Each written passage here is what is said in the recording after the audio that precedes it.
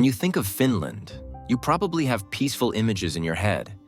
Frozen lakes, snow-covered landscapes, and the brilliant aurora borealis.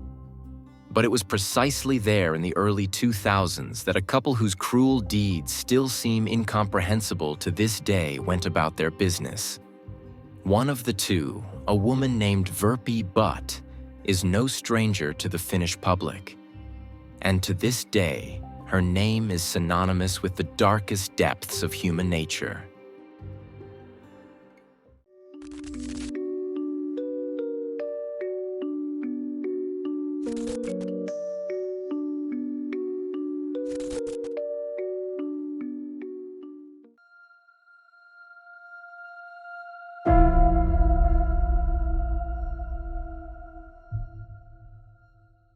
Virpi Butt took part in the MTV series Gladiators between 1993 and 1994.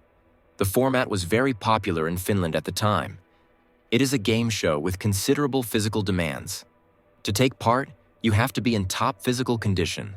The candidates compete against each other in various physical challenges until there is a winner at the end. Virpi stepped in as a replacement candidate for the series when another competitor was injured and could no longer complete the season. Her fellow competitors at the time describe her as a quiet, almost shy person. She was very reserved and always preferred to stay in the background rather than push herself in front of the camera. Not much is known about Virpi Butt because of her reserved nature. After the television show aired, she did not seek further publicity. In her private life, however, she still focuses on her fitness and remains an active bodybuilder. She regularly visits a gym in her hometown of Tampere. Not much more is known about her life after the TV show. She seems to be just an introverted woman who puts all her focus on her hobby, her own fitness. However, at some point during the 1990s, Virpi's behavior changed. She became increasingly brash and defiant, especially towards men. In some bars and restaurants in Tampere, people know exactly when Virpi is drunk. She does not get physical, but she is very abusive verbally. Sometimes she threatens strangers, which is why she is banned from many local establishments. It is quite obvious that Virpi regularly consumes alcohol and consequently loses her temper. In 2002, Virpi's alcohol problem seems to have reached its peak. She has to answer to the court twice for drunk driving. But that's just the tip of the iceberg, because the quiet Virpi Butt of yore has long since become a murderer.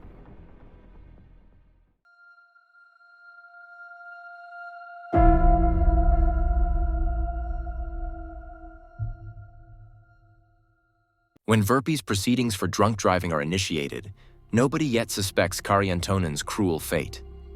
The man is 29 years old when he is reported missing in May 2002. It will take a year before the truth comes out about what happened to him and why he could never be found.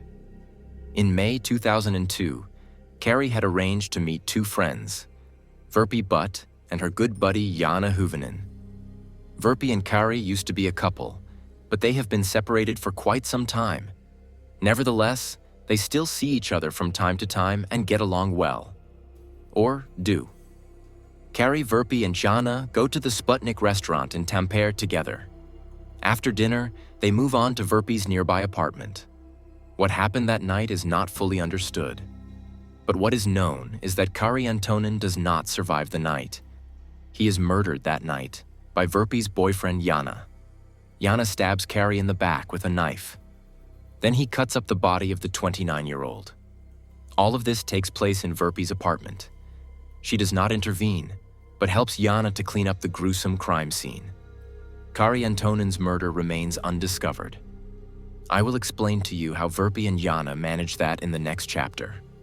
Kari Anttonen is reported missing, but the 29-year-old is not found. At the time, no one knows that Kari is dead and that Virpi and Janne are responsible. And so, a year later, Virpi and Janne are able to commit another brutal act. The second murder by the two occurred on midsummer 2003. Again, Janne and Virpi were at Virpi's home. She wanted to go out and buy some alcohol for the midsummer celebrations. Janne stayed at home with Virpi's 3-year-old son and babysat. However, Virpi did not just go out for a quick shop, but stayed out later that evening.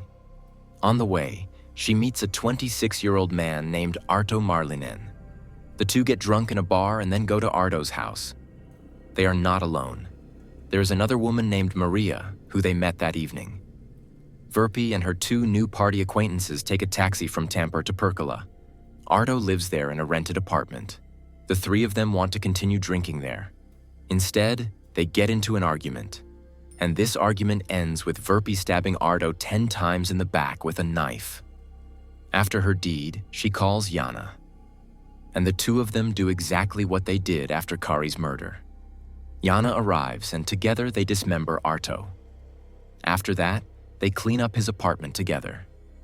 They try to cover their tracks by dismembering Arto's body beyond recognition. Janne cuts off the fingertips so that the dead man cannot be identified by fingerprints. Virpi removes Arto's organs and flushes some of them down the toilet to slow the spread of the cadaveric odor, as she later explains in court. They also cut off Arto's head and try to run over the dead man's severed head with the car in the courtyard. As they will explain later, however, this does not work even after several attempts because the head repeatedly slips under the tires to the side. It is mainly thanks to one person that Virpi and Janne do not get away with murder this time. That person is Maria, the woman who was with Virpi and Arto that evening. She was still in the apartment when the murder occurred. Afterwards, Virpi forced her to stay in the apartment while she and Janne cut up Arto's body. Virpi threatened Maria that if she told the police anything, she would be next. Fortunately, Maria still found the courage to call the police. When Maria calls, the police initially think her statement is a bad joke. But by now, several of the murderer's acquaintances have also heard about the crime. And that's because Virpi is said to have told them about it herself. According to one person, she's even said to have kept Arto's crushed head and shown it around. Thanks to Maria's testimony, Virpi Butt and Janne Hyvönen can be arrested. Fortunately, who knows what other heinous crimes they might have committed? Or maybe we know. Maybe they'll even walk free. But first things first.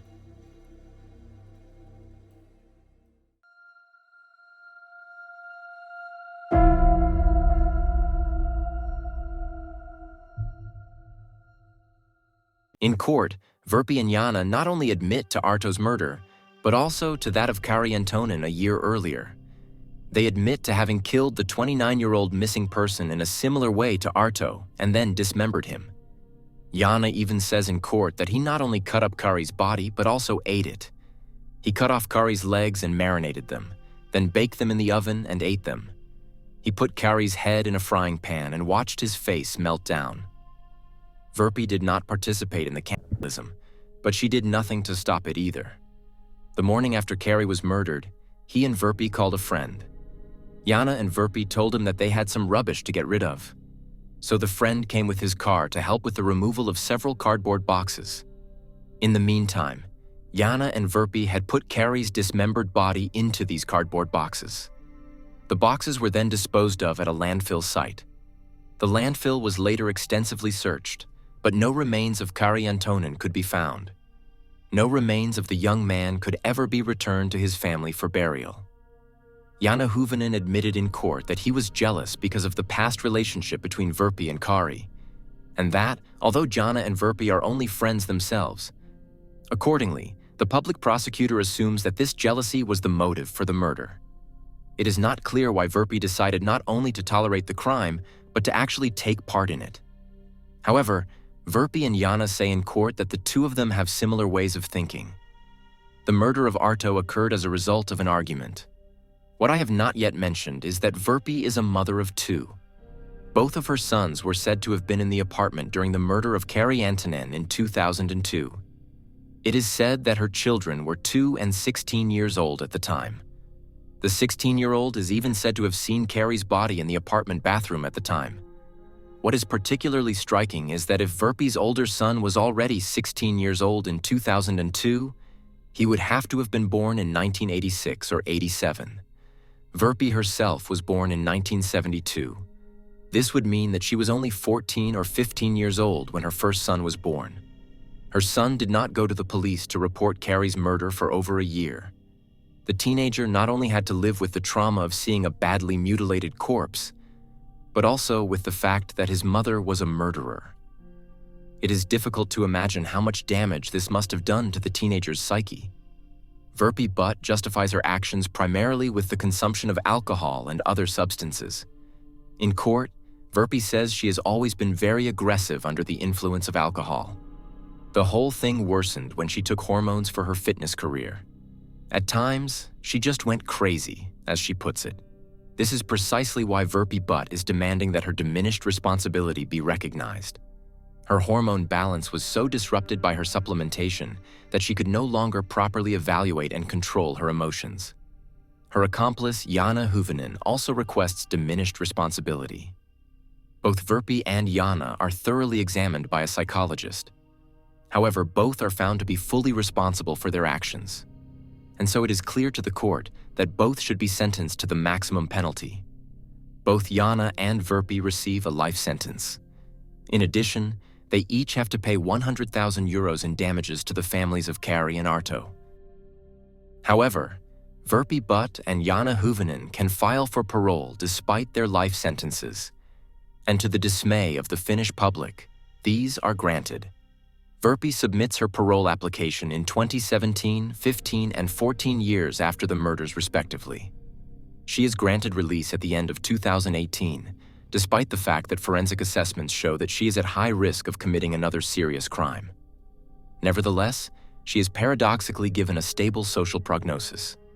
This is justified, among other things, by the fact that she has a social environment of friends and family that would help her with her rehabilitation, and that she has a flat that she can move into after her release. And that is exactly what happens. Virpi is also given the opportunity to change her name when she is released in 2018. She now calls herself Lucretia Francesca Pandora Butt and lives in the small town of Kuru. She starts working in a medium-sized company and gets married. Not much is known about Virpi's life after prison. All that is known is that her husband filed for divorce in 2021 and that Virpi moved from Finland to Ghana shortly thereafter.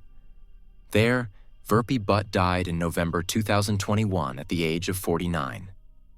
The cause of death was never disclosed. The only thing that is certain is that many unanswered questions remain. Because as was officially announced after her death, she is listed as a suspect in another mysterious criminal case. And in a case that is perhaps the most famous and enigmatic missing persons case in Finland. She may be taking the key to it with her to the grave. Even before Virpi and Janne commit the murders of Kari and Arthur, a young girl disappears in Tampere, Virpi's hometown, in the fall of 1999. The girl's name is Raisa Räisänen. She's only 16 years old when she disappears without a trace. Raisa is out and about in Tampere with friends on October 15, 1999. But the group loses sight of each other, and Raisa is left alone. Although she has money with her and her cell phone is charged, she still can't get home. As it turns out later, several witnesses believe that Raisa was accompanied by a slightly older woman with dark hair on the evening of her disappearance. This information was provided independently by several witnesses. Some were even able to describe Raisa's clothing. And one of the witnesses is absolutely certain that the woman with her was Virpi Butt. He thinks he recognizes her from the TV show Gladiators and a gym in Tampere. At the time of Raisa's disappearance, Gladiators had only been on air for a few years. And Virpi is no stranger in the fitness community. In 2006, a witness also reported to the police that he knew Virpi and her accomplice Janne well. At a meeting in 1999 or 2000, Virpi showed him a severed head of a young woman. This is exactly what Virpi is said to have done with Arto's severed head. It is unclear why the police did not question Virpi Butt about this directly when she was in custody for the murders of Arto and Karen during that time. After her release, her cell phone was tapped between 2019 and 2020 due to her possible involvement in the alleged murder of Raisa Räisänen. But this action did not provide the investigators with any hoped-for clue. And now Virpi can no longer be questioned about Raisa's murder. She remains the only official suspect in the case to this day. And the girl is still missing to this day. It is not known whether Virpi's accomplice Janne is also a possible accomplice in the Raisa case. He is still alive today, but he has been convicted of multiple crimes since his release in 2019. In early 2024, he was sentenced to several months in prison for minor offenses and drunk driving. There are many other theories about the case that have nothing to do with Virpi Butt. Nevertheless, she remains the only suspect in the possible murder case to this day. For Raisa's parents, the uncertainty must be terrible, wondering if someone like Virpi Butt has done something to their daughter. The murders of Kari Anttonen and Arto Malinen are definitely among the most brutal we have researched so far, especially since those were only the known details of the crimes. What exactly happened is not known, and probably you don't want to know either. If you've watched the video this far, thank you for your support. Otherwise, if you want to support the channel in any way, leave a like, comment, and/or subscribe. Otherwise, there's not much more to say. I wish you a good morning, afternoon, or evening, or whenever you're watching this video, and hope to see you again in the next video. Until then, ciao guys.